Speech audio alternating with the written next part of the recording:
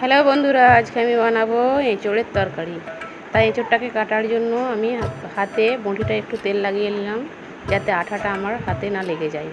এমনিতেই একটা প্রচলিত কথা আছে যে প্রীতি কাঁঠালের আঠা লাগলে পরে ছাড়ে না, তাই আঠা যাতে না লাগে সেই জন্য তেলটা লাগিয়ে নিলাম। এঁচোড়গুলোকে কেটে হলুদ জলে ভিজিয়ে দিলাম, তারপরে একটু নুন হলুদ দিয়ে এঁচোড়টাকে আমরা হাফ সেদ্ধ করে নিলাম। সেদ্ধ করে নেওয়ার পরে গরম তেলে ছেড়ে দিয়ে দু একবার নেড়ে নিয়ে হালকা আঁচে এইভাবে লাল করে ভেজে নিলাম। এখন সব জায়গায় যখন গ্যাসের প্রবলেম, গ্যাসের সমস্যা, সেই জন্য আজকে একটু উনুনে রান্না করলাম। এঁচোড়গুলো ভাজা হয়ে গেছে, তো মশলা দিয়ে মশলাটাকে কষিয়ে নিলাম। কষিয়ে নেওয়ার পরে ভেজে রাখা আলুটা আমি আগেই ভেজে রেখেছিলাম। এঁচোড় তার সঙ্গে মিক্স করে মশলাটাকে নেড়ে চেড়ে আর একটু কষিয়ে নিলাম।